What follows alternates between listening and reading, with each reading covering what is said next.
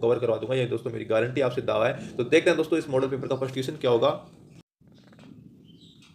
यहाँ पर देखिए दोस्तों पहला ही क्वेश्चन है, बेराट सभ्यता से संबंधित क्वेश्चन है दोस्तों, बहुत इंपॉर्टेंट क्वेश्चन है। बेराट के बौद्ध मठ और दोस्तों अशोक स्तंभ के आधार पर राजस्थान में दोस्तों बौद्ध धर्म के प्रमुख स्थान दोस्तों कौन कौन से हैं। वेरी इंपॉर्टेंट क्वेश्चन भाई, स्टार लगा लेना दोस्तों। ईओआर में राजस्थान जी के बहुत डीपली पूछा जाएगा, ये मैं आपको पहले क्लियर कर देता हूँ, क्योंकि दोस्तों जैसा उसमें लेवल रहेगा ना पेपर का, सेम टू सेम दोस्तों हूबहू लेवल के दोस्तों ऑथेंटिक मॉडल पेपर आपके सामने लेकर आया हूँ दोस्तों, बहुत शानदार है। देखते हैं दोस्तों क्या होगा इस क्वेश्चन का आंसर। देखिए राजस्थान में बौद्ध धर्म के जो प्रमुख स्थान है ना, वो क्या कौन कौन से दोस्तों, बेलाट तो है दोस्तों, ये तो बिल्कुल क्लियर है, बेलाट है। इसके अलावा लालसोट, शेरगढ़, नगरी, या दोस्तों बड़नगर, आसपुरा, बूरी, बैंसलाना, या बेराट, जोधपुरा, गणेश्वर, बालेश्वर, या दोस्तों हमारा लाटा, विराटनगर, अहिरवाटा, या दोस्तों नागौर। तो भाई इस क्वेश्चन का आंसर बताइए क्या होगा। इस क्वेश्चन का आंसर दोस्तों उत्तर नंबर 1 बिल्कुल करेक्ट हो जाएगा। बेराट और लालसोट, शेरगढ़ और नगरी, ये सब के सब दोस्तों हमारे बौद्ध धर्म के प्रमुख स्थान है राजस्थान में, ध्यान रखना। तो बेराट सभ्यता से ध्यान रखना, हमारे बौद्ध धर्म के अवशेष मिले हैं, वेरी इंपॉर्टेंट है, ठीक है। इसके अलावा देखिए दोस्तों हम थोड़ी सी बेराट सभ्यता की बात कर लेते हैं, क्योंकि दोस्तों क्वेश्चन का कंसेप्ट क्लियर होना चाहिए। बेराट सभ्यता दोस्तों बाणगंगा नदी के किनारे स्थित है, जयपुर में, वेरी इंपॉर्टेंट है। और इस बाणगंगा नदी को किस नाम से जाना जाता है, रुंडित सरिता के नाम से। इसके उत्खननकर्ता की बात करें दोस्तों, हम उत्खननकर्ता की बात करें तो ध्यान रखना 3 नामों को दोस्तों आपको रट के जाना है। एक तो है दोस्तों दयाराम सानी, ठीक है ना, दयाराम सानी। इसके अलावा दोस्तों एक है नील रतन बनर्जी, क्या है दोस्तों, नील रतन बनर्जी। और इसके अलावा दोस्तों आपको करना है कैलाश नाथ दीक्षित। 3 जने दोस्तों बेराट सभ्यता क्या है, उत्खनन करता है, वेरी इंपॉर्टेंट है, इनको रट लेना। थोड़ी सी बात और देखिए दोस्तों, इसी बेराट सभ्यता से गणेश डूंगरी, भीम डूंगरी और बीजक डूंगरी के अवशेष मिला है दोस्तों, वेरी इंपॉर्टेंट है। और इसी बीजक डूंगरी से, बेराट सभ्यता की बीजक डूंगरी से 1837 में दोस्तों ध्यान रखना, कैप्टन बर्क ने बहाबरू शिलालेख की खोज की थी। किस शिलालेख की दोस्तों, बहाबरू शिलालेख, वेरी इंपॉर्टेंट है। किस सभ्यता से मिला था, बेराट सभ्यता से, ठीक है ना। और ये वर्तमान में दोस्तों कहां पर है, कलकत्ता संग्रहालय में रखा गया है। और दोस्तों इसी बेराट सभ्यता से आहत सिक्के या पंचमार्क सिक्के दोस्तों क्या होते हैं, आहत या पंचमार्क सिक्के दोस्तों, मैं लिख देता हूं, आहत या पंचमार्क सिक्के राजस्थान के सबसे पुराने सिक्के होते हैं दोस्तों, पंचमार्क सिक्के भी कहते हैं इनको, इनके अवशेष भी मिले हैं, वेरी इंपॉर्टेंट है, ठीक है। इसके अलावा दोस्तों बेराट सभ्यता से संकर लिपि के अवशेष मिले हैं। और एक वेरी इंपॉर्टेंट बात और कि दोस्तों अगर आपको क्वेश्चन ऐसा पूछ ले हमारी बेराट सभ्यता से कि दोस्तों आजादी के बाद, आजादी के बाद जो हमने कुछ पाकिस्तान को देखकर खोया है, आपसे दोस्तों उनसे भी कहीं अधिक हमने दोस्तों बेराट सभ्यता को खोज कर पाया। ये कथन किसने कहा था, तो डॉक्टर सत्यप्रकाश ने कहा था, वेरी इंपॉर्टेंट है। दोबारा सुन लीजिए, आजादी के बाद जो कुछ हमने पाकिस्तान को देखकर खोया है, उससे भी कहीं अधिक हमने बेराट सभ्यता को खोज कर पाया। ये किसने कहा था भाई, डॉक्टर सत्यप्रकाश ने कहा था, वेरी इंपॉर्टेंट है। इस बात का दोस्तों ध्यान रखना, वेरी इंपॉर्टेंट क्वेश्चन भाई, डट के जाना है, ठीक है। नेक्स्ट क्वेश्चन देखते हैं दोस्तों क्या होगा। देखिए क्या बोल रहा है कि दोस्तों सूची फर्स्ट को सूची सेकंड से हमें मिलान करना है, ठीक है। और तथा नीचे दिए गए कूट का सही उत्तर चयन कीजिए, ठीक है। बाबाई है वो दोस्तों अरावली पर्वतमाला की चोटी है, किस जिले में स्थित है बाबाई, या तारागढ़ की बात करें, अचलगढ़ की बात करें, दरगाह की बात करें। तो देखिए सबसे पहले हम तारागढ़ देखते हैं। मध्य अरावली की सबसे ऊंची चोटी है दोस्तों तारागढ़, 872 मीटर, और दोस्तों अजमेर में स्थित भाई, ठीक है ना। कितने मीटर है, 872 मीटर है दोस्तों तारागढ़ की ऊंचाई। अचलगढ़ की बात करें 1380 मीटर है दोस्तों, 1380 मीटर। और ये कहां पर है अचलगढ़, तो ये हमारे सिरोही जिले में स्थित है। और दरगाह की बात करें ये दोस्तों 1431 मीटर है, ठीक है, 1431 मीटर। और ये हमारे उदयपुर में स्थित है। अब दोस्तों बच गई क्या, बाबाई बच गई। तो बाबाई दोस्तों वैसे तो देखिए झुंझुनू में है, लेकिन ऑप्शन के अकॉर्डिंग दोस्तों ये जयपुर में होगी, ठीक है। तो इस प्रकार दोस्तों आप इसको सम्मिलित कर लेना, वेरी इंपॉर्टेंट क्वेश्चन है। अरावली पर्वतमाला की बात कर लेते हैं थोड़ी सी। तो देखिए अरावली पर्वतमाला को 3 भागों में बांटा गया है। ये तो होगी दोस्तों हमारी उत्तरी अरावली, ये होगी मध्य अरावली, ये होगी दोस्तों दक्षिणी अरावली, ठीक है। उत्तरी अरावली की सबसे ऊंची चोटी की बात करें तो रघुनाथगढ़ है दोस्तों, उसकी ऊंचाई कितनी है, 1055 मीटर। मध्य अरावली की दोस्तों ये है ही तारागढ़ वाली, है ना, 872 मीटर। और दोस्तों दक्षिणी अरावली की सबसे ऊंची चोटी की बात करें तो अरावली पर्वतमाला, ठीक है ना, कि सबसे ऊंची चोटी कौन सी है, गुरु शिखर, वही दोस्तों दक्षिणी अरावली की सबसे ऊंची चोटी है, वेरी इंपॉर्टेंट है, जो सिरोही में स्थित है, ठीक है भाई। इतना सब कंसेप्ट दोस्तों आपका क्लियर हो जाना चाहिए, अपनी नोटबुक में नोट कर लेना भाई, ठीक है। नेक्स्ट क्वेश्चन देखते हैं दोस्तों क्या होगा। दोस्तों यहाँ पर मैं आपको एक बात क्लियर कर देता हूं कि दोस्तों हर क्वेश्चन दोस्तों आरपीएससी द्वारा पूछा गया है। जो भी मैं दोस्तों बोलता हूं हर क्वेश्चन आरपीएससी द्वारा पूछा जाता है, इसलिए दोस्तों अपनी नोटबुक में नोट करते जाइएगा, ठीक है। नेक्स्ट क्वेश्चन देखते हैं दोस्तों क्या होगा। ये वही क्वेश्चन है दोस्तों, सूची फर्स्ट को सूची सेकंड से मिलान करना है और सही उत्तर का चयन करना है, ठीक है। खमनोर की पहाड़ियों से दोस्तों किस नदी का उद्गम होता है भाई, तो बनास नदी का उद्गम होता है दोस्तों हमारी खमनोर की पहाड़ियों से, वेरी इंपॉर्टेंट क्वेश्चन है। देखिए खमनोर की पहाड़ियों से होता है बनास नदी का उद्गम, ये में आ जाएगा दोस्तों 3 नंबर। बेराट की पहाड़ियों से दोस्तों ध्यान रखना किस नदी का उद्गम होता है, तो बाणगंगा नदी का उद्गम होता है। अभी मैंने बताया था बेराट सभ्यता बाणगंगा नदी के किनारे स्थित है, जिसे रुंडित सरिता के नाम से जाना जाता है, ठीक है। खंडेला की पहाड़ियों की बात करें तो खंडेला की पहाड़ी का उद्गम होता है दोस्तों कांतली नदी से, मतलब कांतली नदी का उद्गम कहां से होता है, खंडेला की पहाड़ियों से। सेवर की पहाड़ियों से दोस्तों किस नदी का उद्गम होता है, तो साबी नदी का उद्गम होता है, ठीक है भाई। इस प्रकार दोस्तों आप इसको सम्मिलित कर लेना, ठीक है। अब देखिए दोस्तों कांतली नदी के किनारे किस सभ्यता दोस्तों, कौन सी सभ्यता बसी हुई है, तो गणेश्वर सभ्यता, वेरी इंपॉर्टेंट है, ये सब दोस्तों नोट कर लेना, गणेश्वर सभ्यता। साबी नदी के किनारे तो दोस्तों हमारे जोधपुरा जो सभ्यता है ना, जोधपुरा जयपुर में, वो दोस्तों साबी नदी के किनारे बसी हुई है। और ध्यान रखना 2 नदियां हैं दोस्तों, एक तो है सागी, सागी, और एक है दोस्तों साबी नदी। तो ध्यान रखना क्वेश्चन ऐसे पूछता है कि निम्नलिखित में से कौन सी अंतः प्रवाह सागरीय नदी नहीं है। उसमें ऑप्शन आएंगे दो, सागी और साबी। तो साबी नदी है ना, ये दोस्तों अंतः प्रवाह सागरीय वाली नदी है दोस्तों, वेरी इंपॉर्टेंट है, इस बात का भी ध्यान रखना, ठीक है। इसके अलावा दोस्तों हम बात करें बनास नदी की, तो दोस्तों इसके किनारे ध्यान रखना हमारी आहड़ सभ्यता दोस्तों बसी हुई है। आहड़ वेरी इंपॉर्टेंट है, जो उदयपुर में स्थित है, बनास नदी के किनारे। बनास नदी ध्यान रखना दोस्तों पूर्णतः राजस्थान में बहने वाली नदी है, वेरी इंपॉर्टेंट, और इसे वन की आशा के नाम से जाना जाता है। बाणगंगा नदी की दोस्तों हमने बात कर ली है, बेराट सभ्यता दोस्तों इसके किनारे बसी हुई है। और दोस्तों ध्यान रखना बाणगंगा को किस नाम से जाना जाता है, रुंडित सरिता नदी के नाम से, वेरी इंपॉर्टेंट है, ठीक है भाई। नेक्स्ट क्वेश्चन देखते हैं क्या होगा। देखिए नेक्स्ट क्वेश्चन दोस्तों बहुत ही शानदार प्रश्न है। राजस्थान की जनगणना 2011 के अनुसार दोस्तों राजस्थान में सर्वाधिक कुल जनसंख्या वाले जिलों का सही आरोही क्रम पूछ रहे हैं दोस्तों, अवरोही क्रम नहीं भाई, आरोही क्रम पूछ रहे हैं। आरोही क्रम का मतलब क्या होता है दोस्तों, ध्यान रखना 1 2 3 4, मतलब छोटे से बड़े की ओर, ध्यान रखना, ठीक है। तो इसका मतलब ये होता है, तो आरोही क्रम पूछ रहा है सर्वाधिक जनसंख्या वाले जिलों का। तो आरोही क्रम निकालने के लिए ध्यान रखना दोस्तों, पीछे से आप अवरोही क्रम देख लो, किसी के अवरोही क्रम याद है ना, वो पीछे से स्टार्ट करना है। तो देखिए सबसे ज्यादा जनसंख्या वाले जिले हैं दोस्तों जयपुर, जोधपुर, अलवर और नागौर। इसमें देखिए पीछे से देखना है जयपुर, इसमें जयपुर, जोधपुर, अलवर, नागौर नहीं है ना, तो ये तो हो गया गलत, क्योंकि हम अवरोही क्रम देख रहे हैं। आरोही क्रम को निकालने के लिए पीछे से, आरोही क्रम दोस्तों हमेशा आगे से निकाला जाता है, ठीक है। देखिए अलवर, नागौर, जोधपुर, जयपुर है ना, तो दोस्तों यही दोस्तों क्या हो जाएगा, इस क्वेश्चन का आंसर बताइए, सही हो जाएगा क्या, जयपुर, जोधपुर, अलवर, नागौर। दोस्तों ये क्वेश्चन में क्या हो गया दोस्तों, गलत हो जाएगा क्या दोस्तों, बताइए, ये भी हो गया गलत, क्योंकि दोस्तों ये भी नहीं है। तीसरा नंबर का क्वेश्चन है ना, तीसरा नंबर का ऑप्शन, ये वो बिल्कुल करेक्ट हो जाएगा, क्योंकि जयपुर, जोधपुर, अलवर और नागौर ये दोस्तों क्या इसका आरोही क्रम है, वेरी इंपॉर्टेंट हो, तो नंबर 3 बिल्कुल सही हो जाएगा। क्योंकि दोस्तों क्योंकि नागौर में सबसे कम जनसंख्या, फिर उसके बाद अलवर में, फिर उसके बाद जोधपुर में, फिर उसके बाद जयपुर में। तो दोस्तों ये सबसे इंपॉर्टेंट क्वेश्चन है, उत्तर नंबर दोस्तों 3 बिल्कुल करेक्ट हो जाएगा, ठीक है ना। उत्तर नंबर 3 बिल्कुल सही हो जाएगा, ये आरोही क्रम है, ठीक है भाई। नेक्स्ट क्वेश्चन देखते हैं। अगर दोस्तों आपको अवरोही क्रम पूछ लेता तो कैसे करते, तो सबसे पहले आता जयपुर, फिर उसके बाद जोधपुर, फिर अलवर, फिर नागौर। तो इस प्रकार दोस्तों आपका कंसेप्ट क्लियर होना चाहिए। देखिए दोस्तों क्वेश्चन सोल्व करने से ही मतलब नहीं है भाई, मैं तो ये मानता हूँ, ठीक है, क्योंकि उसका आसपास का दोस्तों आपको मैटर भी आना चाहिए ना। तो अगर दोस्तों आपका कंसेप्ट क्लियर है, तो दोस्तों आपको जो क्वेश्चन नहीं भी आता है ना, वो भी दोस्तों आप क्वेश्चन कर दोगे, ध्यान रखना। इसके अलावा देखिए दोस्तों हम थोड़ी सी बात कर लेते हैं, जनसंख्या की बात हो रही है, तो दोस्तों यहाँ पर पूछ रहा है सबसे ज्यादा सर्वाधिक, अगर न्यूनतम दोस्तों जनसंख्या वाले जिले पूछ ले राजस्थान में, तो क्या होगा दोस्तों, ध्यान रखना, तब करना है दोस्तों आपको सबसे ज्यादा अवरोही क्रम की बात कर रहा हूँ, न्यूनतम जनसंख्या वाले जिले अवरोही क्रम में पूछ ले, तो क्या करना है, तो सबसे पहले करना है जैसलमेर, ठीक है ना। जैसलमेर में सबसे कम जनसंख्या पाई जाती है। उसके बाद दोस्तों प्रतापगढ़ करना है, ठीक है ना, प्रतापगढ़ नोट कर लेना भाई, वेरी इंपॉर्टेंट है। उसके बाद दोस्तों सिरोही, सिरोही के बाद बूंदी, बूंदी, और बूंदी के बाद दोस्तों हमारा राजसमंद आ जाएगा, ठीक है। तो ये नोट कर लेना, न्यूनतम जनसंख्या वाले जिले हैं। अगर पूछ ले कि सर्वाधिक शहरी जनसंख्या वाला जिला, सर्वाधिक शहरी जनसंख्या है ना, तो आपको करना है जयपुर। अगर प्रतिशत में पूछ ले कि सर्वाधिक शहरी जनसंख्या प्रतिशत वाला जिला कौन सा है, तो उसको करना है हमको कोटा, ठीक है। इसके अलावा दोस्तों अगर ऐसे पूछ ले कि सर्वाधिक ग्रामीण जनसंख्या वाला प्रतिशत वाला जिला दोस्तों कौन सा है, तो डूंगरपुर करना है भाई, वेरी इंपॉर्टेंट है, ठीक है ना। सर्वाधिक ग्रामीण जनसंख्या वाला प्रतिशत वाला जिला कौन सा है, तो डूंगरपुर करना है, वेरी इंपॉर्टेंट है। ये सब बातें दोस्तों अपने नोटबुक में नोट कर लेना आप, ठीक है भाई। नेक्स्ट क्वेश्चन देखते हैं दोस्तों क्या होगा।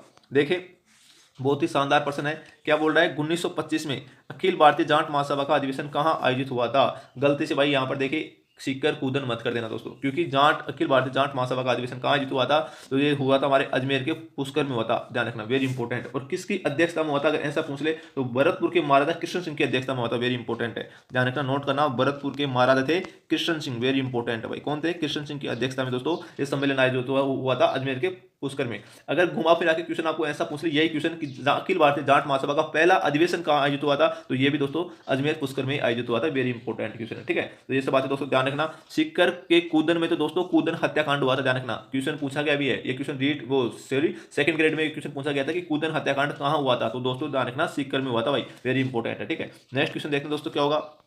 देखिए नेक्स्ट क्वेश्चन है, निम्नांकित में से किस जिले में कोई नदी दोस्तों प्रवाहित नहीं होती भाई, ठीक है, नहीं होती, किस जिले में नहीं होती, तो राजस्थान के ऐसे 2 ही जिले हैं, जैसलमेर, बूंदी, बीकानेर, धौलपुर। तो ध्यान रखना दोस्तों बीकानेर प्लस चूरू, इन 2 जिलों में दोस्तों राजस्थान में कोई भी नदी दोस्तों क्या प्रवाहित नहीं होती भाई, वेरी इंपॉर्टेंट है, इस बात का दोस्तों ध्यान रखना। नेक्स्ट क्वेश्चन देखते हैं क्या होगा। देखिए कितना गजब का प्रश्न है दोस्तों, लेवल देखिए क्वेश्चन होगा। जोधपुरी सापा को दोस्तों प्रसिद्धि दिलाने का श्रेय किसे दिया जाता है, वेरी इंपॉर्टेंट क्वेश्चन है, महाराजा केसर सिंह को, महाराजा जसवंत सिंह को, महाराजा उदय सिंह को, या महाराजा सुमेर सिंह को। तो इस क्वेश्चन का आंसर बताइए, सबसे राइट आंसर क्या होगा, वेरी इंपॉर्टेंट क्वेश्चन है भाई। उत्तर नंबर दोस्तों बी बिल्कुल करेक्ट हो जाएगा, जसवंत सिंह की बात हो रही है, जसवंत सिंह द्वितीय की बात हो रही है, यहाँ पर ध्यान देना, जसवंत सिंह द्वितीय की बात हो रही है। उसको दोस्तों जोधपुरी सापा है ना, जो इसके शासन काल में क्या हुआ था, प्रसिद्ध हुआ था महाराजा जसवंत सिंह द्वितीय के शासन काल में, ध्यान रखना, नोट कर लेना, इंपॉर्टेंट क्वेश्चन है। और इसी महाराजा जसवंत सिंह द्वितीय की याद में ध्यान रखना, जोधपुर में इसके पुत्र सरदार सिंह ने जसवंत थड़ा का निर्माण करवाया था, वेरी इंपॉर्टेंट है, इस बात का दोस्तों ध्यान रखना भाई, ठीक है। नेक्स्ट क्वेश्चन देखते हैं, जिसे राजस्थान का ताजमहल कहते हैं।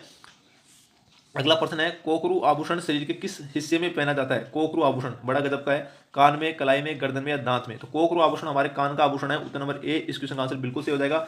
अगर कान के और आभूषणों की बात करें तो ध्यान नोट करना, ए रंग पत्तों, ए रंग पत्तो, वेरी इंपॉर्टेंट है, तो अक्सर एग्जाम में पूछे जाते हैं, वही नोट करा रहा हूँ। एक है पीपल पन्ना, पीपल पन्ना, ये भी कान के आभूषण है। इसके अलावा दोस्तों नोट करना सुरालिया, सुरालिया, ये भी कान का आभूषण है। और इसके अलावा नोट करना छेलकड़ी, छेलकड़ी, ये भी कान का आभूषण है। और अंगूठिया, तो भाई ये 2-4 आभूषण है, इनको आप रट के जाना, ये कान के आभूषण है, ठीक है। नोट करते हैं। नेक्स्ट ऑप्शन में देखते हैं, देखिए गर्दन या गले का आभूषण दोस्तों, ये भी काफी बार एग्जाम में पूछे जाते हैं, तो आप इनको भी नोट कर लीजिएगा। पोत, हालरो, हालरो, है ना, ये। और चंपाकली, चंपाकली, ये गले का आभूषण है ना। इसके अलावा चंपाकली के अलावा दोस्तों तिमणिया, तिमणिया, ये भी दोस्तों गले का आभूषण है ना। तिमणिया, पोत, हालरो, चंपाकली, तिमणिया, ये सब दोस्तों क्या है, गले के आभूषण है भाई, वेरी इंपॉर्टेंट है, इस बात को दोस्तों नोट कर लेना। नेक्स्ट क्वेश्चन देखते हैं दोस्तों क्या होगा। देखिए कितना गजब का प्रश्न है। पंच प्राचीनतम दोस्तों पंचमारक सिक्कों का समय क्या है, वेरी इंपॉर्टेंट है। जो पंचमारक सिक्के हैं राजस्थान में जिसे आहत सिक्कों के नाम से जाना जाता है, आहत सिक्के, पंचमारक सिक्के या आहत सिक्के एक ही बात है। इनका समय क्या था दोस्तों, 800 ईसा पूर्व से 500 ईसा पूर्व, 200 ईसा पूर्व से 50 ईसा पूर्व, 400 ईसा पूर्व से 100 ईसा पूर्व, या दोस्तों 600 ईसा पूर्व से हमारे 200 ईसा पूर्व। तो बताइए दोस्तों इस क्वेश्चन का आंसर क्या होगा। उत्तर नंबर दोस्तों एक बिल्कुल करेक्ट हो जाएगा। 800 ईसा पूर्व से 500 ईसा पूर्व का समय काल है, वो हमारे आहत सिक्के पंचमारक सिक्कों का दोस्तों क्या है, समय काल है। और अगर आपको ऐसा पूछ ले कि ये कहां से मिले थे राजस्थान में, तो ध्यान रखना सबसे पहले बेराट सभ्यता से मिले थे, सूती कपड़ों में दोस्तों लिपट कर। अगर ऐसा क्वेश्चन आ जाए कि सूती कपड़ों के अवशेष कहां पर मिले, तो बेराट सभ्यता से मिले और सूती कपड़ों में लिपट कर। ध्यान रखना है पंचमारक सिक्कों के अवशेष मिले थे बेराट सभ्यता से। और उसमें दोस्तों टोटल 28 सिक्के थे सूती कपड़े में, जो बेराट सभ्यता से मिले थे ना। 28 सिक्कों में ध्यान रखना 8 सिक्के थे ना, वो दोस्तों हमारे पंचमारक सिक्के थे, आहत सिक्के जिन्हें नाम से जाना जाता है। वेरी इंपॉर्टेंट है, उत्तर नंबर 1 दोस्तों बिल्कुल करेक्ट हो जाएगा भाई, इस बात का ध्यान रखना, ठीक है। नेक्स्ट क्वेश्चन देखते हैं दोस्तों क्या होगा। देखिए कितना गजब का प्रश्न है। त्याग भूमि मासिक हिंदी समाचार पत्र के 64 में सॉरी दोस्तों, त्याग भूमि मासिक हिंदी समाचार पत्र के 64 में से कितने प्रश्न दोस्तों स्त्रियों की सामाजिक जागृति के लिए आरक्षित थे। कितना गजब का प्रश्न है, कितना डीपली प्रश्न है दोस्तों। 50 पेज, 28 पेज, 10 पेज या 16 पेज। देखिए त्याग भूमि समाचार पत्र सबसे पहले तो किसका है, इसके संपादक कौन है, तो नोट करना हरिबाबू उपाध्याय, हरिबाबू उपाध्याय, ये इसके क्या है, संपादक है त्याग भूमि समाचार पत्र के, ठीक है। इसके अलावा दोस्तों अगर आपको ऐसा पूछ ले कि इसके 64 पेज में से टोटल कितने पेज थे, 64, उनमें से दोस्तों कितने प्रश्न हैं वो स्त्रियों की सामाजिक जागृति के लिए आरक्षित थे, तो इस क्वेश्चन का आंसर हो जाएगा उत्तर नंबर 4 भाई। 16 पेज थे जो स्त्रियों की सामाजिक जागृति के लिए दोस्तों क्या थे, रिजर्व थे। वेरी इंपॉर्टेंट क्वेश्चन है, नोट कर लेना। नेक्स्ट क्वेश्चन देखते हैं क्या होगा। ये बहुत ही शानदार प्रश्न है, क्या है, राजस्थान में वानिकी, एक मिनट है, राजस्थान में वानिकी एवं जैव विविधता परियोजना फेज 2 को वित्तीय सहायता उपलब्ध कराई जाती है। मतलब दोस्तों जो राजस्थान वानिकी एवं जैव विविधता परियोजना है वो दोस्तों किसके द्वारा संचालित है, कुल मिला की बात है, कनाडा अंतर्राष्ट्रीय विकास एजेंसी के द्वारा, जापान अंतर्राष्ट्रीय कोऑपरेशन एजेंसी के द्वारा, विश्व बैंक के द्वारा, दोस्तों एशियन डेवलपमेंट बैंक द्वारा। तो दोस्तों इस क्वेश्चन का आंसर बताइए क्या हो जाएगा। इस क्वेश्चन का आंसर दोस्तों उत्तर नंबर बी बिल्कुल करेक्ट हो जाएगा। जापान इंटरनेशनल कोऑपरेशन एजेंसी, मतलब जापान अंतर्राष्ट्रीय कोऑपरेशन एजेंसी के द्वारा दोस्तों ये परियोजना संचालित है। ध्यान देना दोस्तों यहाँ पर मैं क्या बता रहा हूँ, इसको कहते हैं दोस्तों JICA, इसको जाइका के नाम से जाना जाता है। JICA, Japan International Cooperation Agency, JICA का दोस्तों फुल फॉर्म भी एग्जाम में पूछी गई है, ध्यान रखना। और इसी जाइका के द्वारा है ना, इस जापान इंटरनेशनल कोऑपरेशन एजेंसी के द्वारा राजस्थान में 3 महत्वपूर्ण परियोजना दोस्तों संचालित है। पहली परियोजना तो दोस्तों ये हो गई राजस्थान वानिकी एवं जैव विविधता परियोजना। दूसरी नोट करना फ्लोरोसिस निराकरण परियोजना, फ्लोरोसिस निराकरण परियोजना दोस्तों जो नागौर जिले में चलाई जा रही है, इसी के द्वारा दोस्तों संचालित है। तीसरी परियोजना दोस्तों वेरी इंपॉर्टेंट है, नोट करना दोस्तों कौन सी है, राजस्थान, दोस्तों राजस्थान जल क्षेत्र आजीविका सुधार परियोजना, ये भी दोस्तों हमारे जाइका के द्वारा दोस्तों क्या है संचालित है। वेरी इंपॉर्टेंट है, तो 3 परियोजना इसके द्वारा क्या संचालित की जा रही है, नोट कर लेना, आपके एग्जाम के लिए इंपॉर्टेंट है भाई। नेक्स्ट क्वेश्चन देखते हैं क्या होगा। देखिए नेक्स्ट क्वेश्चन है, चंदन राज की रानी रुद्राणी जो पुष्कर में प्रतिदिन 1000 दीपक जलाकर भगवान महादेव की उपासना करती थी, किस वंश से संबंधित थी। मतलब 1000 दीपक जलाने में कितना टाइम लगता है, पूरा दिन ही दोस्तों चला जाता होगा शायद, है ना। तो किस वंश की राजधानी थी, किस वंश की दोस्तों किस वंश की रानी थी, मतलब किस वंश से संबंधित थी। ये आबू की परमार से संबंधित थी, गुजर के सोलंकी से संबंधित थी, दोस्तों गुजरात की, है ना, या जयपुर के कस्बा वंश से संबंधित थी, या शाकंभरी के चौहान से संबंधित थी। तो अजमेर में तो दोस्तों चौहान राजवंशी था, इसमें कोई दोस्तों समझने वाली बात ही नहीं है। तो उत्तर नंबर दोस्तों 4 बिल्कुल करेक्ट हो जाएगा। शाकंभरी के चौहान राजवंश से दोस्तों संबंधित थी चंदन राज की रानी रुद्राणी, वेरी इंपॉर्टेंट है, ठीक है। अक्सर एग्जाम में ये क्वेश्चन पूछा जाता है कि अजमेर के अजय राज की पत्नी थी, उसने दोस्तों सोमलेखा, है ना, या सोमल देवी के नाम से जिसे जाना जाता है, उसने अपने नाम के सिक्के चलाए थे, चांदी के सिक्के। इस बात का दोस्तों ध्यान रखना। देखो भाई नेक्स्ट क्वेश्चन देखना क्या होगा। देखिए कितना गजब का प्रश्न है दोस्तों। भरतपुर पर्दा मंडल का पंजीकरण करने के बाद उसका नाम बदलकर दोस्तों क्या रखा गया था, कितना गजब का प्रश्न है भाई। ब्रज जया समिति, बर्जा परिषद, भरतपुर पर्दा परिषद, या दोस्तों जमींदार किसान सभा। तो भाई इस क्वेश्चन का आंसर हो जाएगा उत्तर नंबर दोस्तों क्या हो जाएगा, उत्तर नंबर 3 बिल्कुल करेक्ट हो जाएगा। भरतपुर पर्दा परिषद रखा गया था, और कब रखा गया था दोस्तों, इस बात का ध्यान रखना। तो 1940 में रखा गया था, 1940 में भरतपुर पर्दा मंडल का पंजीकरण करने के बाद उसका नाम भरतपुर पर्दा परिषद रख दिया गया था, पहली बात है। दूसरी बात दोस्तों नोट करना, अगर आपको ऐसा पूछ ले कि भरतपुर पर्दा मंडल है ना, इसकी स्थापना दोस्तों कब हुई थी, तो ध्यान रखना मार्च, नोट करना भाई, मार्च 1938 में दोस्तों इसकी स्थापना हुई थी, मार्च 1938 में। और किसने की थी? तो किशनलाल जोशी ने की थी, किशनलाल जोशी। कोई जाट नेता मत कर देना आप गलती से, ठीक है। किशनलाल जोशी ने की थी। और दोस्तों कहां पर की थी? तो ध्यान रखना, राजस्थान में से दो ही प्रजामंडल हैं जिनकी राज्य के बाहर स्थापना हुई थी। एक तो दोस्तों बीकानेर प्रजामंडल और एक है हमारा कौन सा, भरतपुर प्रजामंडल, ठीक है। तो भरतपुर प्रजामंडल की स्थापना थी राज्य के बाहर हरियाणा में दोस्तों, रेवाड़ी में इसकी स्थापना हुई थी भाई। वेरी इंपॉर्टेंट है, नोट कर लेना दोस्तों, रट लेना इन क्वेश्चनों को, ठीक है। और दोस्तों मैं गारंटी के साथ बोल रहा हूं कि ऐसा 24 कैरेट ब्रह्मास्त्र कंटेंट दोस्तों पूरे यूट्यूब पर शायद ही कोई आपको दोस्तों बता दोगा। लेकिन दोस्तों आपका भाई आपके साथ दोस्तों कंधे से कंधे मिलाकर खड़ा है। जब तक दोस्तों आपकी एग्जाम ईओ आरओ एग्जाम 14 मई तक दोस्तों नहीं लग जाती, तब तक दोस्तों आपको राजस्थान जीके की चिंता करने की कोई जरूरत नहीं है। क्योंकि दोस्तों आरपीसी द्वारा पूछे गए विगत परीक्षाओं में सभी दोस्तों राजस्थान जीके के इंपोर्टेंट क्वेश्चन दोस्तों आपके सामने मैं रिप्रेजेंट कर दूंगा दोस्तों। ये मेरा आपसे दावा है दोस्तों। आप तो दोस्तों हमारे model paper, authentic model paper को दोस्तों रोज दोस्तों देखते रहिएगा। देखते हैं दोस्तों नेक्स्ट क्वेश्चन क्या है। देखिए, वाद विवाद शैली में लिखे गए ग्रंथ दोस्तों चोपड़ा संबंधित है भाई, ठीक है ना। वाद विवाद शैली में लिखे गए चोपड़ा ग्रंथ दोस्तों किससे संबंधित है? पहली बात तो देखिए दोस्तों, चोपड़ा ग्रंथ है ना, ये किस मतलब किस संत से संबंधित है? तो संत मावजी से संबंधित है। पहली बात संत मावजी। और संत मावजी की प्रमुख पीठ कहाँ स्थित है भाई? संत मावजी की प्रमुख पीठ है हमारे दोस्तों डूंगरपुर के सावड़ा ग्राम में। डूंगरपुर के सावला ग्राम में दोस्तों इसकी क्या है? प्रमुख पीठ स्थित है। और इसी प्रमुख पीठ दोस्तों इसको किस नाम से जाना जाता है? तो ध्यान रखना, निष्कलंकी संप्रदाय की प्रमुख पीठ पूछ ले तो भी दोस्तों डूंगरपुर सावला ग्राम में स्थित है, क्योंकि इसके प्रवर्तक है ना निष्कलंकी संप्रदाय के प्रवर्तक संत मावजी हैं। वेरी इंपॉर्टेंट है, ठीक है। तो उत्तर नंबर दोस्तों 3 इस क्वेश्चन का आंसर बिल्कुल करेक्ट हो जाएगा, है ना। और अगर दोस्तों हम बात करें देखिए लालदासी संप्रदाय की, तो ये दोस्तों इसकी प्रमुख पीठ है अलवर के दोलीदूब ग्राम में भाई। ये भी बड़ा इंपॉर्टेंट क्वेश्चन है, दोलीदूब ग्राम में दोस्तों अलवर की, इसमें लालदास संत लालदास की प्रमुख पीठ स्थित है, जो दोस्तों सांप्रदायिक सद्भावना के लिए जाने जाते हैं, क्योंकि जन्म से मुसलमान संत है लालदास जी। वेरी इंपॉर्टेंट है, ठीक है। अगर दोस्तों बात करें निम्बार्क संप्रदाय की, ये बड़ा इंपॉर्टेंट है, निम्बार्क संप्रदाय जिसे हंस संप्रदाय के नाम से जाना जाता है। और इसकी प्रमुख पीठ है दोस्तों सलेमाबाद अजमेर में, ठीक है ना। और इसके दोस्तों प्रवर्तक पूछे तो कौन है? परशुराम दोस्तों, परशुराम देव जी दोस्तों इसके क्या है? निम्बार्क संप्रदाय के प्रमुख प्रवर्तक है भाई, ठीक है। राम सनई संप्रदाय की बात करें तो दोस्तों इसकी राजस्थान में 4 प्रमुख पीठें हैं। कौन कौन सी है? तो यहां पर दोस्तों नोट करना, साफरा भीलवाड़ा दोस्तों राम सैनी संप्रदाय इसकी प्रमुख पीठ है। और उसके प्रवर्तक दोस्तों नोट करना भाई कौन है? रामचरण दास जी। सिंगथल है वो दोस्तों हमारे हरिदास जी, उसके दोस्तों प्रमुख प्रवर्तक हैं। और रेण कहां पर भाई? नागौर में, इसके प्रमुख प्रवर्तक दोस्तों दरियाव जी है। और खेड़ापा जो जोधपुर में है, उसके प्रवर्तक दोस्तों रामदास जी। तो दोस्तों ये 4 प्रमुख पीठ है हमारे राम सैनी संप्रदाय की। राम सैनी संप्रदाय का एक प्रमुख उत्सव दोस्तों ध्यान रखना, फूल डोल महोत्सव, वो दोस्तों साफरा भीलवाड़ा में मनाया जाता है राम सैनी संप्रदाय के द्वारा, ठीक है भाई। नेक्स्ट क्वेश्चन देखते दोस्तों क्या होगा।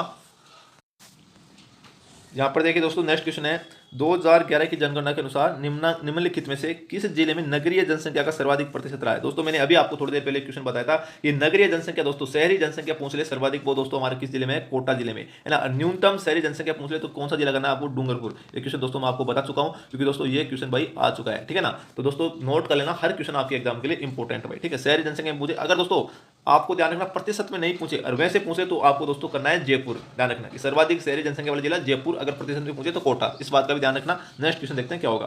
देखिए कितना गजब का प्रश्न है। जाखम नदी है वो दोस्तों किस एक की सहायक नदी है? वेरी इंपॉर्टेंट है क्वेश्चन एग्जाम में दोस्तों। इस क्वेश्चन में बहुत से स्टूडेंट गलती करेंगे। कैसे? क्वेश्चन की लैंग्वेज देखिए, आप कंसेप्ट समझिए। जाखम नदी एक सहायक नदी है। क्वेश्चन ये पूछ रहा है कि लोग कैसे पढ़ते हैं इसको जल्दबाजी में, जाखम नदी किस एक की सहायक नदी नहीं है। क्वेश्चन ऐसे पढ़ लेते हैं काफी सारे एग्जाम में, है ना। और फर्स्ट ऑप्शन देखते हैं बाणगंगा दोस्तों, टिक कर देते हैं। तो ध्यान रखना क्वेश्चन को ठीक से पढ़ना है आपको एग्जाम में। जाखम नदी एक सहायक नदी है भाई, किस नदी की सहायक नदी है? बाणगंगा की, अनास की, काली सिंध की, दोस्तों सोम नदी की। तो इस क्वेश्चन को उत्तर नंबर भाई 3 बिल्कुल करेक्ट हो जाएगा। सोम नदी की दोस्तों क्या है? सहायक नदी है। और सोम माई जाखम इन 3 नदियों के संगम पर दोस्तों ध्यान रखना डूंगरपुर में बेणेश्वर धाम, डूंगरपुर में बेणेश्वर में दोस्तों एक मेला लगता है माघ पूर्णिमा को। वेरी इंपॉर्टेंट है, माघ पूर्णिमा को दोस्तों इसका मेला लगता है। बड़ा इंपॉर्टेंट क्वेश्चन है, बेणेश्वर धाम डूंगरपुर में। इस बात का दोस्तों आपको ध्यान रखना है। अगर बात करें हम बाणगंगा नदी की, तो दोस्तों इसके किनारे कौन सी सभ्यता स्थित है भाई? बेरार सभ्यता स्थित है जयपुर में, ठीक है ना। काली सिंध नदी की दोस्तों बात कर लेते हैं हम थोड़ी सी, वेरी इंपॉर्टेंट है काली सिंध नदी की। देखिए काली सिंध प्लस आहू नदी, ये 2 नदियां हैं। इन 2 नदियों के किनारे दोस्तों ध्यान रखना कौन सा किला स्थित है? गागरोन का किला,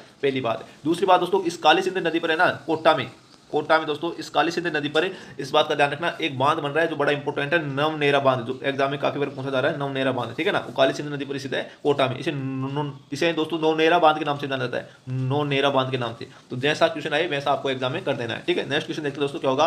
कितना गजब का प्रश्न है। देखिए बाबर के पुत्र कामरान और बीकानेर नरेश के मध्य युद्ध का वर्णन किस ग्रंथ में मिलता है? अब देखिए दोस्तों, राव जयसिरोचंद हालाजाला कुंडलिया या दोस्तों हरिरस या भक्तमाल में। तो इस जो युद्ध हुआ था दोस्तों बाबर के पुत्र कामरान और बीकानेर नरेश, ये नरेश कौन थे दोस्तों? उस समय बीकानेर नरेश की बात हो रही है। तो दोस्तों ध्यान रखना बीकानेर नरेश राव जेतसी की बात हो रही है, ध्यान रखना राव जेतसी। जो राव कल्याणमल के पिता थे ना, राव जयसिंह के मध्य दोस्तों युद्ध का वर्णन, आंखों देखा युद्ध का वर्णन दोस्तों हमारे राव जयसिंह छंद में मिलता है दोस्तों। उत्तर नंबर 1 बिल्कुल करेक्ट हो जाएगा। और ये किसकी रचना है दोस्तों? बिट्टू सुजाई की रचना है राव जयसिंह छंद। इस बात का दोस्तों ध्यान रखना भाई, ठीक है। अब बात करें दोस्तों हाला जालरी कुंडलिया, ये किसकी रचना है दोस्तों? तो भक्त कवि ईसरदास बारट की रचना है हाला जालरी कुंडलिया। इस बात का दोस्तों आपको ध्यान रखना है। नेक्स्ट क्वेश्चन देखते हैं दोस्तों क्या होगा। देखिए, मोटा राजा ने अपनी पुत्री जगत गुसाई का विवाह दोस्तों किस मुगल सम्राट से किया था? बड़ा इंपॉर्टेंट क्वेश्चन है। सलीम से, बहादुर शाह ने, खुर्रम से, दोस्तों सदावत खां से। तो ध्यान रखना उस समय दोस्तों मोटा राजा उदय सिंह की बात हो रही है दोस्तों, ध्यान रखना। उसने दोस्तों अपनी पुत्री का विवाह दोस्तों सलीम मतलब जहांगीर से दोस्तों किया था। ये क्वेश्चन का दोस्तों ध्यान रखना, क्योंकि 1570 के नागौर दरबार में दोस्तों राव चंद्र सेन के विद्रोही होने के कारण दोस्तों मोटा राजा उदय सिंह ने दोस्तों क्या किया था? उससे वैवाहिक संबंध स्थापित किए थे। तो उत्तर नंबर दोस्तों 1 बिल्कुल करेक्ट हो जाएगा, जहांगीर भाई, ठीक है। नेक्स्ट क्वेश्चन देखते हैं क्या होगा। देखिए कितना गजब का प्रश्न है। 1 मिनट दोस्तों, यहाँ पर देखिए क्वेश्चन का लेवल देखे दोस्तों आपको क्या है। क्वेश्चन का लेवल देखे दोस्तों आपको मालूम पड़ गया होगा। देखिए क्वेश्चन क्या कहना चाहता है। वाद्य यंत्र दोस्तों अरबी ताशा मेवाड़ के सैनिक यंत्रों में कब शामिल किया गया था? सांगा द्वारा बयाना के युद्ध में बाबर को पराजित करने के बाद, या दोस्तों कुंभा द्वारा सारंगपुर के युद्ध में महमूद गजनवी को पराजित करने के बाद, या चुंडा द्वारा मंडोर के युद्ध में दोस्तों जीतने के बाद, है ना, या दोस्तों सांगा द्वारा, क्या बोल रहा है चौथा ऑप्शन क्या है? सांगा द्वारा खातौली के युद्ध में दोस्तों इब्राहिम लोदी को पराजित करने के बाद। तो दोस्तों इस क्वेश्चन का आंसर हो जाएगा भाई, उत्तर नंबर दोस्तों क्या हो जाएगा? जो अरबी ताशा है ना वाद्य यंत्र, वो दोस्तों हमारे सांगा द्वारा बयाना के युद्ध में बाबर को पराजित करने के बाद दोस्तों शामिल किया गया था। उत्तर नंबर 1 इस क्वेश्चन का आंसर भाई बिल्कुल सही हो जाएगा, ठीक है। अब बात करते हैं दोस्तों, देखिए बयाना का युद्ध कब हुआ था? तो ये ध्यान रखना भाई 16 फरवरी को, 16 फरवरी 1527 को दोस्तों ये युद्ध हुआ था, जिसमें दोस्तों राणा सांगा बाबर को हराया था। इस बात का दोस्तों ध्यान रखना। और इसी के उपलक्ष्य में क्या किया था दोस्तों? ये अरबी ताशा मेवाड़ के वाद्य यंत्रों में शामिल किया गया था, पहली बात। दूसरी बात दोस्तों, अगर आपको ऐसा पूछ ले कि खानवा का युद्ध कब हुआ था, तो खानवा का युद्ध दोस्तों 17 मार्च से 1527 को हुआ था, थोड़े दिन बाद में दोस्तों। और इस युद्ध में दोस्तों ये एकमात्र ऐसा युद्ध है जिसमें राणा सांगा की दोस्तों क्या हुई थी? पराजय हुई थी भाई, ठीक है। इसमें दोस्तों राणा सांगा की हार हुई थी। वेरी इंपॉर्टेंट क्वेश्चन है, नोट कर लेना, ठीक है। नेक्स्ट क्वेश्चन देखते हैं दोस्तों क्या होगा। देखिए अगर दोस्तों अगर आपको ऐसा पूछ ले यहाँ पर कि दोस्तों जो राणा सांगा है ना, राणा सांगा, इसने दोस्तों ध्यान रखना, इसने बयाना के युद्ध में, सॉरी खानवा के युद्ध में दोस्तों, खानवा के युद्ध में इसके घायल होने पर इसका जो मुकुट है वो किसने धारण किया था? तो जाला अज्जा ने किया था। इस बात का दोस्तों ध्यान रखना, जाला अज्जा ने। खानवा के युद्ध में दोस्तों ये घायल होने पर इसका मुकुट किसने धारण किया था? जाला अज्जा ने किया था। इस बात का दोस्तों ध्यान रखना आपको। नेक्स्ट क्वेश्चन देखते हैं क्या होगा। देखिए राजस्थान की किस झील से दोस्तों श्यामपुरा और बाठ नहरें भाई निकाली गई है? राजसमंद से, उदयसागर से, जयसमंद से, दोस्तों सीलीशेट झील से। देखिए सीलीशेट झील तो हमारे कहाँ है? अलवर में स्थित है। जयसमंद भी झील दोस्तों कहाँ स्थित है? ये उदयपुर में स्थित है। उदयसागर झील भी उदयपुर में, और राजसमंद झील राजसमंद में है, ठीक है। तो इस क्वेश्चन का दोस्तों उत्तर नंबर क्या हो जाएगा? उत्तर नंबर 3 नंबर बिल्कुल करेक्ट हो जाएगा, जयसमंद झील, जिसे दोस्तों हम डेबर झील के नाम से जाना जाता है। इससे दोस्तों ध्यान रखना श्यामपुरा और बाठ नहरें निकाली गई है। और ध्यान रखना दोस्तों इसी जयसमंद झील, इसी डेबर झील के किनारे दोस्तों उदयपुर में लसाड़िया का पठार स्थित है भाई, ठीक है ना। लसाड़िया का पठार किस झील के किनारे स्थित है? तो उदयपुर में जयसमंद झील के किनारे स्थित है। वेरी इंपॉर्टेंट है, ठीक है। और उदयपुर की दोस्तों ऐसी 2 झीलें हैं जो दोस्तों राष्ट्रीय झील संरक्षण कार्यक्रम के अंतर्गत शामिल है। एक क्वेश्चन पूछा गया है कि उदयपुर की कौन सी दो झीलें दोस्तों राष्ट्रीय झील संरक्षण कार्यक्रम के अंतर्गत शामिल है? तो भाई उनमें यही ऑप्शन थे, सेम टू सेम, ठीक है ना। तो ध्यान रखना दोस्तों, एक तो है दोस्तों हमारी उदय सागर, एक तो दोस्तों पिछोला झील है ना, पिछोला झील है ना। और दूसरी कौन सी है दोस्तों बताइए, दूसरी कौन सी है? दूसरी झील है दोस्तों फतेह सागर झील। नोट करना, फतेह सागर झील। दोस्तों ये 2 झीलें हैं जो उदयपुर की राष्ट्रीय झील संरक्षण कार्यक्रम के अंतर्गत क्या है? शामिल है भाई। वेरी इंपॉर्टेंट है, ठीक है। इस बात का ध्यान रखना। अगर दोस्तों पूछे कि राजस्थान की कितने जिले दोस्तों शामिल है, तो दोस्तों 6 जिले शामिल है टोटल। कौन कौन सी? 2 जिले तो ये होगी, उदयपुर की पिछोला और फतेह सागर। इसके अलावा दोस्तों जयपुर की एक मानसागर झील है। इसके अलावा दोस्तों सिरोही की नक्की सागर, जो नक्की झील है ना, ये सिरोही की ये शामिल है। और दोस्तों अजमेर की 2 जिले शामिल है। जैसे उदयपुर में 2 जिले शामिल है, उसी प्रकार अजमेर की 2 जिले शामिल है। कौन कौन सी? एक तो दोस्तों पुष्कर झील, एक दोस्तों आना सागर झील। तो ये 6 जिले दोस्तों राष्ट्रीय झील संरक्षण कार्यक्रम के अंतर्गत शामिल है। नोट कर लेना दोस्तों, हर क्वेश्चन आपके एग्जाम के लिए इंपॉर्टेंट है भाई, ठीक है। नेक्स्ट क्वेश्चन देखते हैं क्या होगा। देखिए कितना गजब का प्रश्न दोस्तों पूछ रहा है कि निम्नांकित में से हाड़ौती पठार पर अवस्थित जिला है दोस्तों कौन सा है? हाड़ौती पठार पर कौन सा जिला दोस्तों अवस्थित है?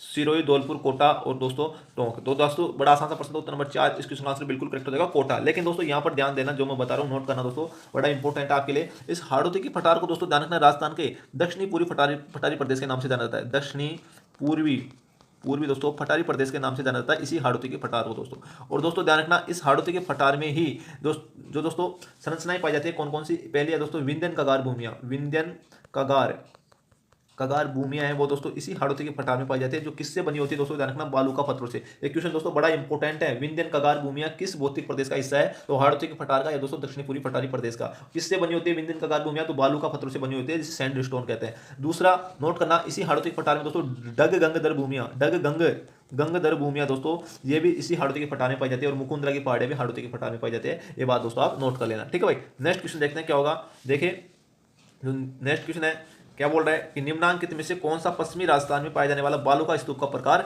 नहीं है दोस्तों। कौन सा नहीं है, सीप भी है, बरखान भी है, बजाता या पेराबोलिक। तो पेराबोलिक भी होता है, सीप भी होता है, बरखान भी होता है दोस्तों। इस क्वेश्चन को उत्तर नंबर 3 नंबर बिल्कुल करेक्ट हो जाएगा, बजाता। ये दोस्तों हमारे बालू का स्तूप का प्रकार नहीं है, राजस्थान में पाया जाने वाला। देखिए सीप क्या होता है, सीप बड़ा इंपॉर्टेंट है, अनुदेदरीय बालू का स्तूप होता है दोस्तों, ध्यान रखना, अनुदेदरीय बालू का स्तूप होता है। तो दोस्तों पवनों के समानांतर चलने वाला बालू का स्तूप होता है, ध्यान रखना, अनुसीप है ना। सीप की बात करूं, बरखान की बात करें, ये दोस्तों अर्धचंद्राकार बालू का स्तूप गतिशील टीले होते हैं, है ना, जिसे बरखान के नाम से जाना जाता है। वेरी इंपॉर्टेंट है। नेक्स्ट क्वेश्चन देखते हैं दोस्तों क्या होगा। देखिए नेक्स्ट क्वेश्चन बोल रहा है कि दोस्तों हमारा स्टेट फॉरेस्ट, एक मिनट, अब देखिए दोस्तों क्लियर दिख रहा है ना। हाँ तो देखिए स्टेट फॉरेस्ट रिपोर्ट 2021 के अनुसार राजस्थान में वास्तविक सर्वाधिक वन क्षेत्रफल दोस्तों वर्ग किलोमीटर में वाले सही जिलों का युग्म दोस्तों कौन सा है। मतलब सर्वाधिक वन क्षेत्र दोस्तों किस जिले में पाए जाते हैं, उदयपुर अलवर में, उदयपुर प्रतापगढ़ में दोस्तों, अलवर प्रतापगढ़ में। चौथा ऑप्शन दोस्तों आप देख लिए होंगे उदयपुर बारह में। तो दोस्तों ध्यान रखना राजस्थान में सर्वाधिक जो वन क्षेत्र है ना वो दोस्तों उदयपुर और प्रतापगढ़ में पाया जाता है। उत्तर नंबर 2 इस क्वेश्चन का आंसर बिल्कुल करेक्ट हो जाएगा। अगर दोस्तों आपको ऐसे पूछ ले कि किस श्रेणी के वन राजस्थान में सर्वाधिक पाए जाते हैं, तो ध्यान रखना प्रोटेक्ट वन, प्रोटेक्ट जो फॉरेस्ट होते हैं ना, प्रोटेक्ट फॉरेस्ट, वो दोस्तों राजस्थान में सर्वाधिक पाए जाते हैं, 58.% दोस्तों, इस बात का ध्यान रखना है, ठीक है भाई। नेक्स्ट क्वेश्चन देखते हैं क्या होगा। देखिए बहुत ही शानदार प्रश्न है, राजस्थान में दोस्तों सूखा संभावित कार्यक्रम कब प्रारंभ हुआ था। 1974-75 में, 1977-78 में, 1982-83 में दोस्तों, 1986-87 में। तो ध्यान रखना दोस्तों सूखा संभावित जो कार्यक्रम है वो दोस्तों राजस्थान में भाई कब प्रारंभ हुआ था। तो इस क्वेश्चन का आंसर हो जाएगा दोस्तों 1974-75 में प्रारंभ हुआ था सूखा संभावित कार्यक्रम। और दोस्तों इस बात का ध्यान रखना, सूखा संभावित कार्यक्रम है ना, इसमें दोस्तों वित्त पोषण कितना है केंद्र और राज्य सरकार का, तो दोस्तों ध्यान रखना 75-25 है दोस्तों, इस बात का ध्यान रखना। इसके अलावा दोस्तों अगर आपको पूछ ले कि राजस्थान में मरु विकास कार्यक्रम की शुरुआत कब हुई थी, मरु विकास कार्यक्रम की शुरुआत कब हुई थी, तो दोस्तों 1977-78 में हुई थी मरु विकास कार्यक्रम की शुरुआत, है ना। और पूछ ले कि डांग क्षेत्र विकास कार्यक्रम राजस्थान में कितने जिलों में चल रहा है, तो दोस्तों 8 जिलों में चल रहा है डांग क्षेत्र विकास कार्यक्रम। और ये ध्यान रखना 2004-05 में दोस्तों शुरू हुआ था, 2004-05 में डांग क्षेत्र विकास कार्यक्रम राजस्थान में। अगर दोस्तों इसके अलावा आपको पूछ ले कि परिवर्तित विकास उपागम कार्यक्रम, है ना, परिवर्तित, एक मिनट में लिख देता हूँ, परिवर्तित विकास क्षेत्र विकास उपागम कार्यक्रम, जिसे दोस्तों माडा क्षेत्र के नाम से जाना जाता है, माडा क्षेत्र है ना, विकास कार्यक्रम के नाम से जाना जाता है। ये कब शुरू हुआ था, तो दोस्तों गलती से 77-78 मत कर देना आप, ठीक है ना, क्योंकि ये शुरू हुआ था दोस्तों 1979, है ना, सॉरी दोस्तों 1978-1979 को, इस बात का ध्यान रखना, ठीक है, 1978-1979 को दोस्तों ये शुरू हुआ था, ठीक है भाई। तो इस बात का दोस्तों आपको ध्यान रखना है। नेक्स्ट क्वेश्चन देखते हैं क्या होगा। देखिए क्या बोल रहा है क्वेश्चन कि माउंट आबू के आसपास जहां वर्षा 150 सेंटीमीटर से अधिक होती है वन पाए जाते हैं भाई, ठीक है। देखिए उष्ण कटिबंधीय सदाबहार वन, उष्ण कटिबंधीय शुष्क पतझड़ वन, शुष्क पतझड़ वन तो दोस्तों कहां पाए जाएंगे, ये दोस्तों 150 सेंटीमीटर बारिश होगी वहां पर थोड़ी पाए जाएंगे शुष्क पतझड़ वन, तो दोस्तों ये तो हो गया गलत है। इसके अलावा उष्ण कटिबंधीय कांटेदार वन भी दोस्तों नहीं पाए जाते, और मिश्रित पतझड़ भी नहीं पाए जाते। इस क्वेश्चन का दोस्तों उत्तर नंबर 1 बिल्कुल करेक्ट हो जाएगा। उष्ण कटिबंधीय दोस्तों जो सदाबहार वन है, उष्ण अर्ध उष्ण दोस्तों सदाबहार वन है, वो दोस्तों 150 सेंटीमीटर से भी अधिक वर्षा वाले क्षेत्र में पाए जाते हैं भाई। उत्तर नंबर 1 बिल्कुल सही हो जाएगा। नेक्स्ट क्वेश्चन देखते हैं क्या होगा।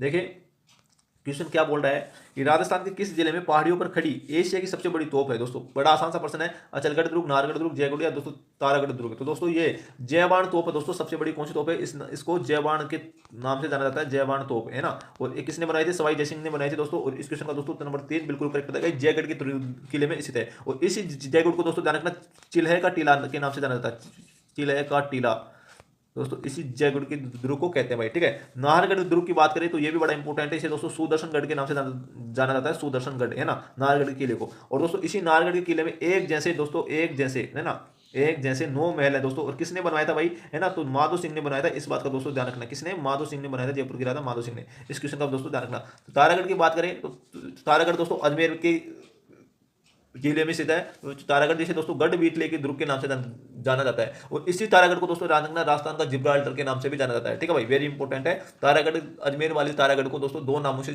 जाना जाता है, गढ़ बीटले का किला और राजस्थान का जिब्राल्टर, ठीक है भाई। नेक्स्ट क्वेश्चन देखते हैं। देखिए अचलगढ़ की बात करें तो ये हमारे सिरोही में स्थित है। नेक्स्ट क्वेश्चन देखते हैं क्या होगा।